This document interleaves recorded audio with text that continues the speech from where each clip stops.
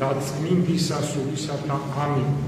ძმანო და დანო, დღეს არის დავით წინასწარმეტყველის ხსენების დღე. რა თქმა უნდა, იმ წამსვე გვახსენდება ბიბლია და საქართველო. მეფეთა წიგნებში ჩვენ ვკითხულობთ დავით წინასწარმეტყველის შესახებ და ჩვენ რაღაცნაირად აი ესე უყურებთ, აი ესე უფრო რაღაც ძალიან საინტერესოა ჩვენთვის ბიბლია და საქართველო. და განსაკუთრებული გადაკვეთა არის, როცა მესამე დაბადების მესამე თავის მე-15 მუხში ჩვენ ვკითხულობთ, რომ ქალის თესლი დათრგუნავს ეშმაკს და გაიმარჯვებს მასზე. და ეს ქალი რა თქმა უნდა არის ყოვლადწმიდა ღვთისმშობელი და რადგან ყოვლადწმიდა ღვთისმშობლის წილხვედრია საქართველო, რა თქმა უნდა უკვე კავშირია ბიბლიასა და საქართველოს შორის. უფალმა თავისი წინასწარმეტყველი ხედვით აქ გამოაგზავნა უკვე ხალემი, გამოაგზავნა უფლის კვართი, ეს ორი უდიდესი სიწმინდე, ერთი ძველი აღთქმის, ერთი ახალი აღთქმის. ეს რა თქმა უნდა ეს ღვთის განგებულებით მოხდა, რადგან ღმერთი ხედავდა, რომ ყველაზე მეტად თავდადებული იქნებოდა ქართველი ერი ქრისტესთან. და ბიბლია რა არის? ბიბლია არის ესე იგი ვისთვის ეს ყველაფერი დაწერილი ღმერთმა შექმნა ადამიანი უთხრა ხორცი და გამრავლდით ადამსა და ევას და რომ ისინი უნდა ყოფილიყვნენ ეს გამრავლებული კაცობრიობა ღმერთთან სიახლოვეში. და აი ძველი აღთქმა მიმართულება არის მესიისკენ. ესე იგი ძველი აღთქმა არის ჩერბილი, ახალი აღთქმა არის სახე. ანუ ყველაზე მთავარი ის არის, რომ მესიასთან ვინ იქნებოდა ყველაზე დაახლოებული?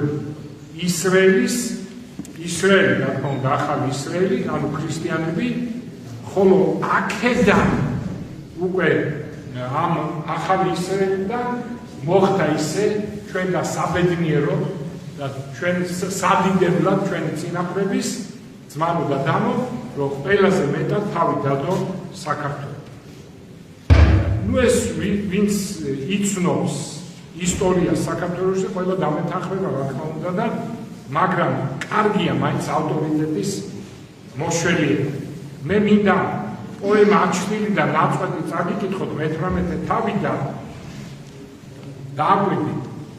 ქართული სამკვიდრო ქვეყნის თვალად დაბადებული. ნახეთ რა სამობს ილია. ხო იცით ილია როგორი შეიძლება ვთქვათ სიტყვა ძუნწი იყოს, მაგრამ ქართლის სამკვიდრო ქვეყნის თვალად დაბადებული. ანუ მთელი დედამიწის თვალი ხარ. რამდენ ვაებას შესათავზე გარდაუვლია ჯვარცმულის ღვთისთვის, თვით ჯვარცმულო დაწამებულო ეკლიან გზაზე შენებ სხვას რომელს უვლია?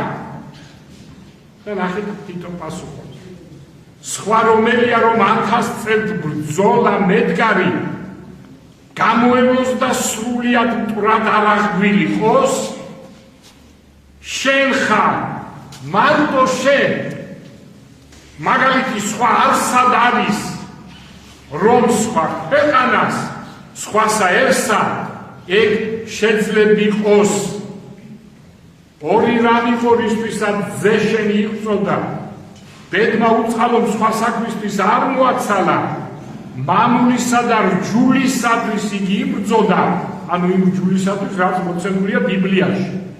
ის რჯული, ახალი აღთქმის რჯული, თავარი, რაც ბიბლიაში წერია. რჯულისათვის იგი იბრძოდა, ორი დაიცვა, მაგრამ ყველა მათ ანაცვალა. ესე იგი ხედავთ ვინ არის ის სხვა ქვეყანა, რომელმაც შენ ებრესე დადო თავიო, არ არის, არავინ არ არის. შენ ხარ, მხოლოდ შენ, საქართველო. გამიგეთ? ხო და აი ამიტომ იყო რომ უფალმა თავის წინასწარ ხედვით არ გამოუშვა ხალემი, არ გამოუშვა კვართი, აქ დაემკვიდრა შემდგომ ღვთისმშობლის სამოსი, აქ არის სულიერი ცენტრები, ჩემო ძვირფასო, ღირს მამათა ყველაზე დიდი სულიერი ცენტრი არის შიომღვიმეში. ეს როცა წაიკითხავ შიომღვიმის ცხოვრებას, ძალიან კარგად ჩანს, თან ამის დასტურია მამა რაფაელის ქადაგება შიომღვიმის შესახებ. მამა რაფაელი ამაზის ამვითარებს, რომ ღირს მამათა შორის ყველაზე დიდი ღვაწლი ქონდა თემ სოფლიოში, ქონდა შიომღვიმეს. ანუ ესეც ავტორიტეტი მამა რაფაელი მოუყვანა. ესე იგი, შიომღვიმეში ვავდივართ ის სულიერი ცენტრია, სოფლიოს, ჩემო ძვირფასო. ერთი დღის მოწამეები, 100,000 მოწამე, თბილისი, ჩვენი ქალაქი, სულიერი ცენტრია სოფლიოსი, ასევე, იმიტომ რომ არავის ერთ დღეში თავი ამდენ კაცს არ დაუდია ქრისტეფის. ანუ იმისთვის ვიზეც წერია ბიბლიაში. ისი მოლოდინი იყო ძველაყვის და მერე უკვე თვითონ მესია რომ მოვიდა. ამდენად ჩემო ძვირფასებო, ბიბლია და საქართველოს განუყოფელი. ის რაც წერია ბიბლიაში, ყველაზე მეტად შეასრულა ის მოცემულობა, ის ცნებები, შეასრულა საქართველოს. და კიდევ ერთი, ასე ვთქვათ, სულიერი centri, აი დღეს დავით წინასწარმეტყველის ხსენება არის შემდეგი. 121 ფსალმუში ჩვენ ხშირად ვიმეორებთ ამას. ამბობს დავით წინასწარმეტყველი, მე ფუცა მე მერტი. ანუ ეს ნიშნავს იმას, რომ ბეჭედი დასულია, ღვთის ბეჭედი და ამას წყალი არ გაუღო. მე ფუცა მე უფალი, რომ თუ ეფუცა უფალი და უფალი ეუნება დავითს, თუ შენი შთამომავლები იცხოვრებენ ღვთისმიერად, მაშინ მე მათ ტახტზე დავსვამ უკუნითი უკუნისამ. და როგორ ახდა ეს წინასწარმეტყველება, ჩემო ძვირფასებო, ყველაზე დიდი დინასტია ხანგრძლივი მთელ მსოფლიოს მასშტაბით არის ბაგრატიონთა დინასტია. აი ეს წინასწარმეტყველება, ჩემო ძვირფასებო. ხოლო თუ ვინმე მაინც ვინმეს ეჭვი შეეპარება, კიდე ერთი დიდი ავტორიტეტს მოვიყვან გრიგოლ ხანძთელს, როდესაც ის აშოტ ყუროპალატს ეუბნება. ეხლა მიაქციეთ ყურადღება 121 ფსალმუნი. აი როგორც 67 ფსალმუში, როდესაც მოთხრობილია ყველა დროის, აქ იგულისხმება ყველა დროის ისრაელის, ანუ ძველ აღთქმაში ძველი ისრაელის და ახალ აღთქმაში ახალი ისრაელის ქრისტიანების ზეიმი აღწერილი წერია პავლე მოციქულის შესახებ. წინ ღვთისო, ანუ ამ საზეიმო ცერემონიას მიუძღვის პავლე მოციქული ბენიამინის ნომინაში. გამიგე? ასევე 121 ფსალმუში, სადაც წერია, რომ თუ ესე მოიქცევიანო, დოგონიქ როგორ წერია, თუ კი წერია, მაგრამ იქ აშკარად ჩანს, რომ დავით წინასწარმეტყველის შთამომავლობა იცხოვრებდა ღვთისმიერად. აბა თუ დავით წინასწარმეტყველის შთამომავლობა არ იცხოვრებდა ღვთისსათნოდ, მაშინ ვიღა იცხოვრებდა. ხო? ამიტომ ეს ჩადებული, ანუ კი წერია თუ, მაგრამ აქ უკვე პირდაპირ შეიძლება დავინახოთ, რომ ისინი იცხოვრებდნენ ღვთისსათნოდ და ღმერთი დასვამდა მათ სამეფო ტახტზე. საინტერესო იყო ერთი უბრალოდ, რომ რომელი იქნებოდა ეს ღვთისკურთხეული ქვეყანა? რუსეთი, საფრანგეთი, იტალია, სასობხეთი, რა ვიცი, ინგლისი თუ ვინ. ნუ დასავლეთი კი გამოეყო მე ჭეშმარიტ ეკლესიას, მაგრამ მანამდე მთელი 1000 წელი ხო იყო? აი ესა ვარ ჩვენ, ჩემო ძვირფასი. და ნახეთ როგორ ლოცავს გრიგოლ ხანძთელი, დიდი დავით წინასწარმეტყველის დიდო შთამომავალო ეუბნება. სათნოებანი დავით წინასწარმეტყველისა, შენ და შენს შთამომავლებას, ანუ აშოტ ყურაპალატს ეუბნება, გარდაეცემა და იქნებიან ღერძელნიო და იქნებიან ძლიერნიო და იქნებიან სამეფო ტახტზეო, ვიდრე უკუნისამდე გესმით ჩემო თვითფასებო? ეს რაც არ ახსოვდა ეს წინასწარმეტყველება. ეხლა შეიძლება ვინმე თქვას, აი მე საკყავს მეფე, მაგრამ აი ერთი მომენტი, აი ეხლა სამეფო ტახტი ხო არის პატრიარქის. სამეფო ტახტი, სამეუფო. ჩვენ ხო ვეუბნებით პატრიარქს, მეუფეო. ანუ ეს ნიშნავს მეფე. მეუფეო, ინდა მეფე გვიტყვია პატრიარქის. ძველი ფორმა მეუფეო. ხო არის სამეფო ტახტი. აი გრიგოლ ხან მე რაში ვხედავ გრიგოლ ხანძთელის კიდევ გაგრძელებას ამას და წინა პატრიარქი არის დედის მხრიდან ბაგრატიონი, ერეკლე მეორე შთამომავალი. არ არის ასრულება გრიგოლ ხანძთელისა, რომელიც ეუბნება აშოტ კურაპალატს, უკუნისამდე იყოს სამეფო ტახტზე, ზის პატრიარქი სამეფო ტახტზე. მისი მოსაყდრე შიო ჩვენი მეუფე შიო მუჯირი გურული კაცი დედით არის ბაგრატიონი. აი და კიდე ერთი ამას წინა დაიწერა მე ახაც მივიქცევია ყურადღება. საქართველოს პირველი ლედი გამოდიოდა ჩვენი პრეზიდენტის მეუღლე და ეწერა გვარად ბაგრატიონი. მე გამახსენდა რომ ბაგრატიონი ახაც ვარ. მეტი რა გინდა ძმანოდა და უწმინდესი ბაგრატიონი დედით მოსახლეშიო დედით ბაგრატიონი და პირველი ლედი საქართველოსი ბაგრატიონი. აი ჩემო თვითფასი. აი გრიგოლ ხანძთელის ეს წინასწარმეტყველება. რა თქმა უნდა ჩვენ ვხარო სხვათა შორის ამას წინათ გუშინ თუ გუშინწე სასამართლოში ვიყავი საქალაქო სასამართლოში და იქ და საერთოდ მინიატურებშიც მე შემიმჩნევია ჩვენი მეფეები დახატული. ზუსტად ისე ხატავენ, როგორც დავით წინასწარმეტყველია. ზუსტად, აი სახითაც ეგრე. გამიგე? შეგიმჩნევიათ ალბათ დავით წინასწარმეტყველის ბიზანტიური ხატწერა. დავით წინასწარმეტყველი როგორიც არის, თუ არა შეგვიძლია დაგუგლო, ძალიან საინტერესოა. აი როგორი ფორმითაც არის, რა სახითაც არის, რა გვირგვინიც აქვს.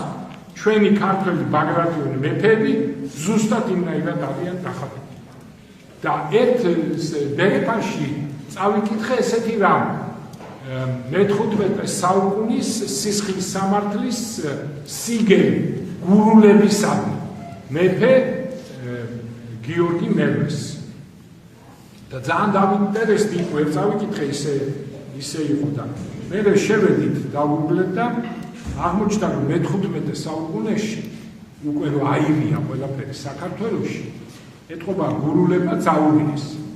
და ერთადერთი მხარე რომ დაჭირდა მეფეს, ესე იგი სიგელი რომ მიეწერა და გაფრთხილება და ეს შემდეგი სიგელია რომ იცოდეთო გურულებო, რა საინტერესოა ნახეთ, იცოდეთო თვითნებურად არაფერი გადაწყვიტოთ. თუ კაც მოკლავთ, განისჯებითო. სასამართლომ გადაწყვიტოს.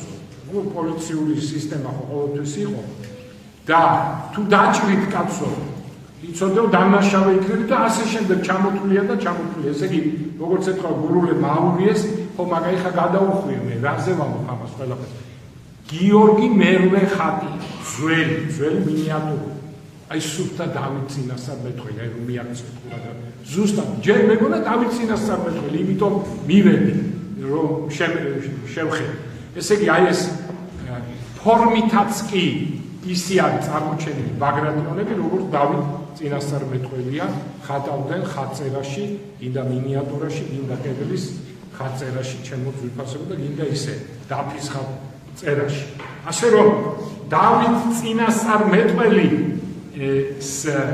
აი ეს 121 ფსალმუნის 121 ფსალმუნის წინასწარმეტყველება ახდა საქართველოში და ახდა აშოტ კურაპალატს. ანუ აშოტ კურაპალატი ეს არის ბიბლიური მეფე, არა მარტო ჩვენი ადგილობრივი მნიშვნელობის, არამედ ბიბლიური მეფე, რომელიც აი ესე ზოგადად წერია 121 ფსალმუნში, იმიტომ რომ დავსვამო და პირველი დასვა აშოტ კურაპალატს. აი ესეთი ბედნიერი ვარ, ჩემო თვითფასებო, რომ აი ეს ჯერ პატარა ესე რაც მე ახლა მოვხაზე, ეს ყველაფერი ჩვენთან, ეს ყველაფერი ჩვენი საქართველოს 60-იან მთელი დედამიწის და იცით რა მესამე თავში კი არ იწყება მარტო საქართველო ასე ვთქვათ ღმერთმა დასაწყისში ხო წერია რომ ღმერთმა შექმნა ეს სამყარო და დედამიწა მოაწყო მათ შორის ეს ნაწილი საქართველო ხო მოაწყო ჩემო ძვირფას და თვალისჩინო დედამიწის თვალისჩინო ილია ჭავაძე ამბობს და რა გვინდა ილია ჭავჭავაძის მოწვევა ამას მთელი მსოფლიო მოწმობს ხედავთ თქვენ როგორი გაზრდილია ტურიზმი საქართველოში და როგორ ასე ვთქვათ გიждდება სულ მთელი მსოფლიო ჩვენს საოცარ ბუნებაზე ჩემო ძვირფასებო მე მithქვამს ბუნების სასწავლებია საქართველოში ძალიან მეტი ალბათ 1000 და მეტი ერთ-ერთი ბუნების სასწავლი არის აი აქედან ზუსტად 7 ან 8 კილომეტრში წოტორეთის მთებთან სანამ გადახვიდოდე უღელტეხილს დადგები მე გითხარი თქვენ შემიძლია რომ დათმება წაგიყვან დადგები ერთ ადგილზე დაიხვირე ბუნების სასწავლი დაიხვირე თქვა საქართველო და ეკო გიპასუხებს სამჯერ ეს მითქვი ჯერ ეკო საერთოდ სასწავლია ორჯერ მაგრამ სამჯერ აი მე დავდგე ჩვენ და ეკო იტყვის საქართველო ბუნების სასწავლი ნუ კაი ხარ რა გავუწევდეს ერთ საინტერესო თემა კიდე ამ ყველაფერთან დაკავშირებით და ამით დავამთავრე ესე იგი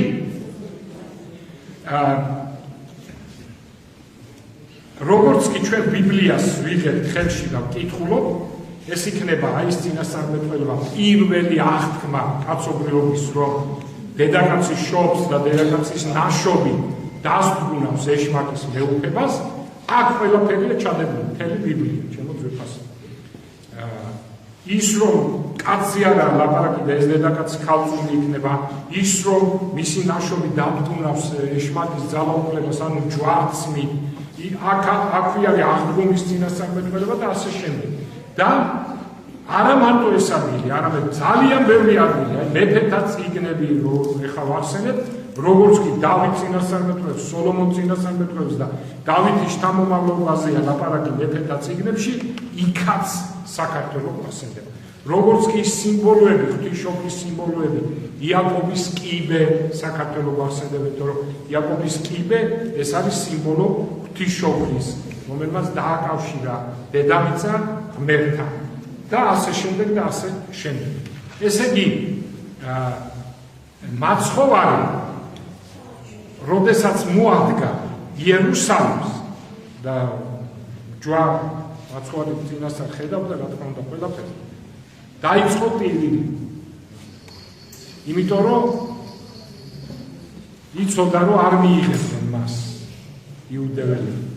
ნუ ძალიან ცოტა ნაწილი მიიღებდნენ და ტირო ნახეთ მას ჟამსა შინა ვითარცა მიახლა იესო და იხილა ქალაქი იერუსალიმი ატირდა მას ზედა და თქვა იერუსალიმ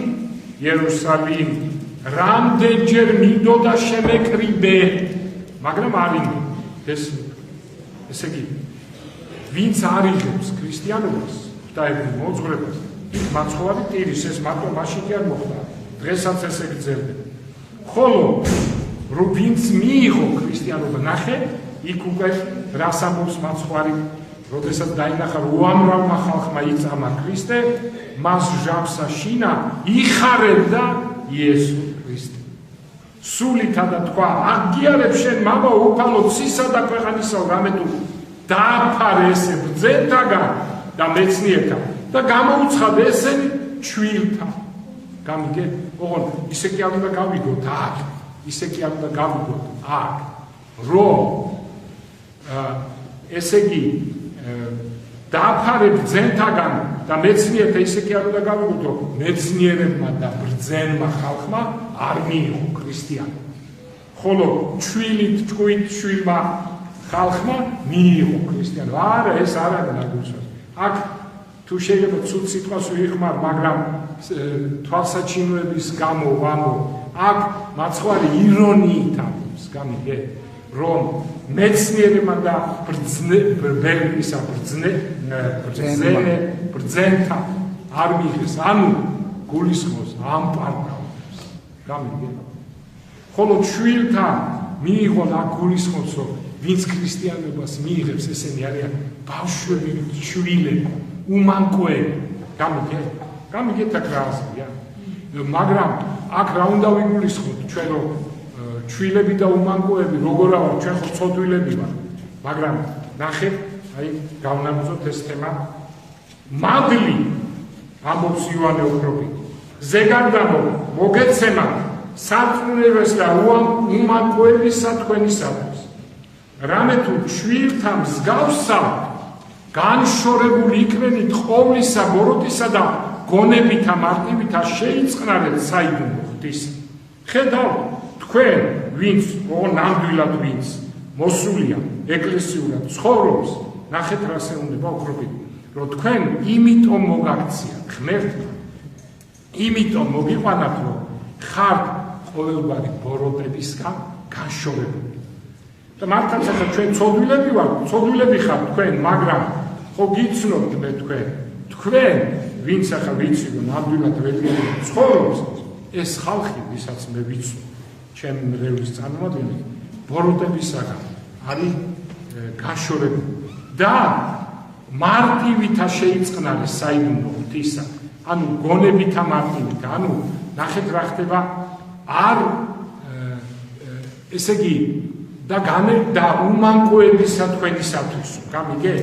და რა უმანკოები ჩვენ ვართ, მაგრამ ნახეთ, ჩვენ რომ არ შევეგუებთ, როდესაც ადამიანი, ეკლესიური ადამიანი არ ეგუება, თუმცა ვარდებაში და მუშობაშიც, მძიმე ცოდვებშიც, მაგრამ წუხს სამისთვის, ეს უკვე სწრაფვა სიწმინდისკენ.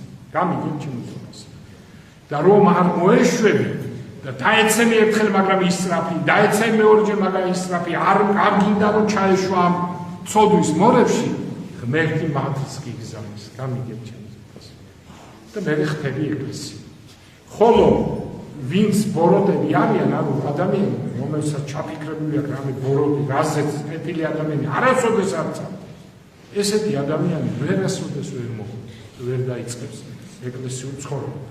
ხოლო რომელთა არა შეიწყნარეს, ესე იგი არის ეკლესიური ხალხი და არის არაეკლესიური ხალხი, ხო? ხოლო რომელთა არა შეიწყნარეს, ამ პარტავნებისათვის არა შეიწყნარეს. გამიგეთ გასაგები იმისა, თუ რაშია საქმე, მორწმუნეები, რადგან ზოგი მოდის, ხდება ეკლესიური, ზოგი არა. ამ პარტავნებისათვის არა შეიწყნარეს, საიდუმლო ღვთისა. და დაფარვაიცა და გამოცხადებაიცა კაცთა მიერაც, ანუ ვისთვისაც დაეფარა ვერ გეგულო რაში საქმე, ხო? დასცინია, დაქცინია, ესე იგი დაფარვა, ანუ მათთვის დაფარულია სახარება, ხოლო ზოგიერთისთვის, თქვენთვის, მაგალითად ჩვენთვის განცხადებულია სახარება, უკვე თუ ვინ მისცეს მიზეზი დაფარვის ამ პარტავნებითა თვისითა, უკეთურებითა მას დაეფარვის. ესე იგი ქრისტიანობა დაეფარვის იმ ადამიანს, ვინც ამ პარტავანია და ვისაც არ უნდა განშორება ცოდვის. გამიგეთ? ამის გამო დაფარულია, ხოლო უკვე თუ ვინ მისცეს მიზეზი გამოცხადებისა, სიკეთითა თვისითა და სიმძაბლითა გამოცხადების. აი და დიდებული სიტყვა იოანე ოქროპიისა. სხვაგან პავლე მოციქული ამბობს, მე ღმერთს მადლობ, რომელთან მარტების დროში, რადგან თქვენი რწმენა იხარება მთელ მსოფლიოში. მუდამ ვევედრები ღმერთ ჩემს ლოცვებში, რომ როდესმე გავბედნიერდე და თქვენთან მოვიდე. ან თესალონიკელთა მიმართ, მადლობ ღმერთს მარადის ყველა თქვენგანისათვის, თქვენ გახდით ჩვენი უფლის მობაძავი, რადგან დიდ გასაჭირში მიიღეთ სიტყვა სულიწმინდის სიხარულით. ასე რომ პავლე მოციქული ჩემოწმებას დღესაც ხარობს წმინდა მამათა სწავლები, ყველა წმინდა ღვთისმშობელი უფლისწულს, წმინდა აგიროზები და ყველა წმინდა მათ შორის უპირველესი წინ დგომი პავლე მოციქული დღესაც უყურებს და დღესაც იგივეა, თუმცა ამბობს, მაგრამ ეს წერილი არის იესო ქრისტე გუშინ დღეს და მარადის უკუნისამდე. ამ წმინდა წერილი არ არის მარტო წარსულისთვის, აწმყოსთვისაც და მომავლისთვისაც არის. ანუ აქედან გამომდინარე პავლე დღესაც ხარობს, როდესაც ჩვენ აღსარებას ვამბობთ, როდესაც ჩვენ ვეზიარებთ და დღესაც წუხს თუ ვინმე სახში რჩება და არ ესწრება წირვას. ჩვენთან ასმე გაგაცო და გაგახაროს უხალმა ამბობ. ჯვარი გამომიტანოთ